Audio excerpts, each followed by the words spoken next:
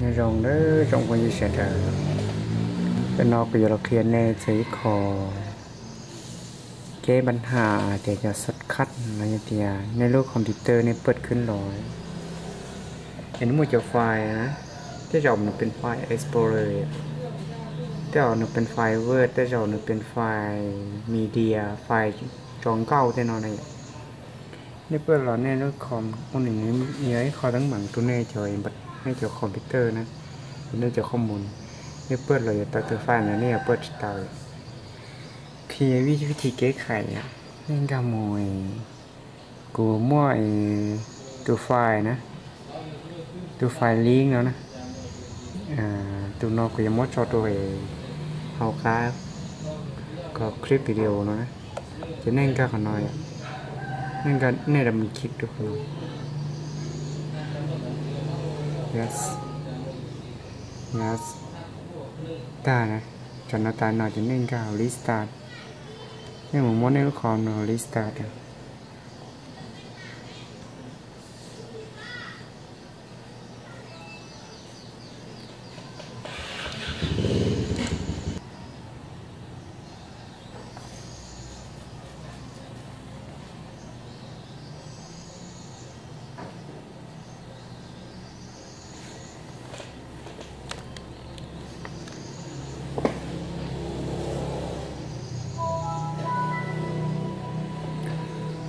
ตาลิโน่นะทำในตลอดจะเล่นก็ขอเนาะนี่พิมพ์เดียวรันในตาน้อยอ่ะ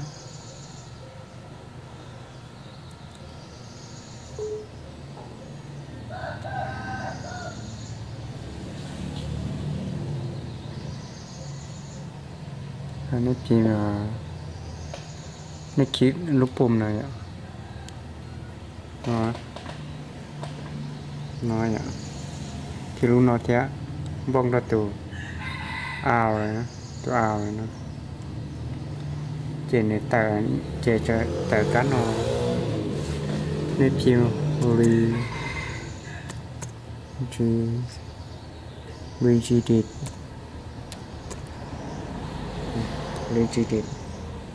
คลิกโอเค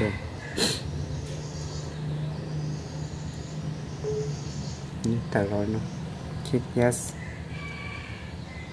แต่กันเอาร้อยอ่ะแต่กันน้อยจะเน้นคำตัวค่า current user นะกันนะ current user นะถึงการเรามาตัวซอฟต์แวร์การมาตัวซอฟต์แวร์ Microsoft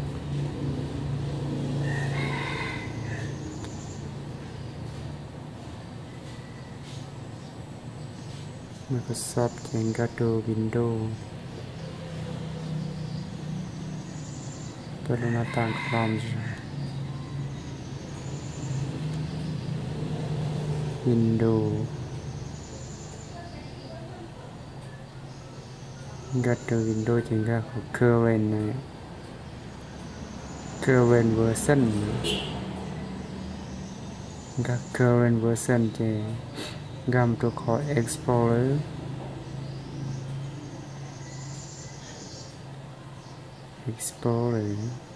นะ Explorer กันเนาะ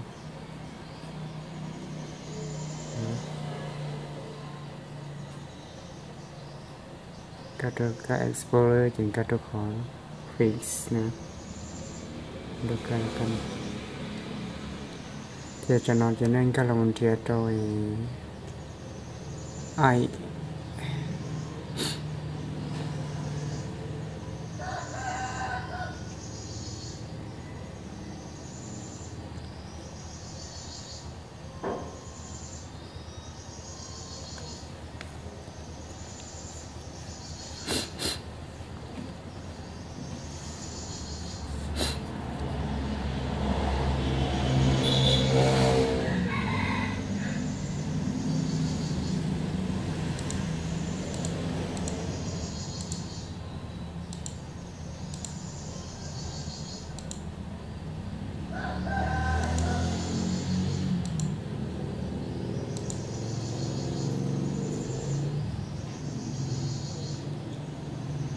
LNK ตัวน้อยแล้วตัวไฟล์ LNK นั่นเองคลิกขวาไป delete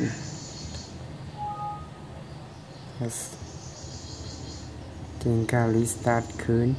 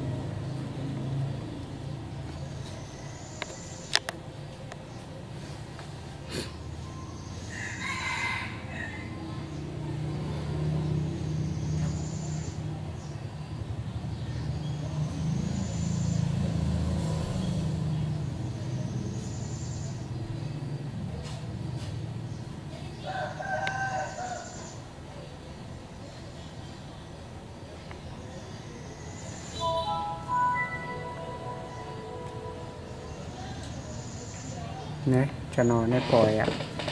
ชิมัวเนี่ยตัวไฟล์ในปล่อยตาmàในปอมันจะโยนนอนมันจะเขาจะนอนเป็นไฟเวิร์ดทันทอเซอร์ตัดสินใจนอนเปิดตาเนี่ยหนูเปิดในเจอเอกสารเตต่อชิมัวปัญหาแล้วเดี๋ยวน้อยว่าจอนตอยกูรอแนะนำหรืออะไรเราใช้ข้อคิดป๊อกแค่จะขอวิธีแก้ไขปัญหาคอมพิวเตอร์สดคัดวันนี้จะติดตัวไฟล์ทันทอเลยสิกรณีนี้เราซื้อมอนิเตอร์ไปเอาชิ้นจีตัวจะได้เยอะหรอ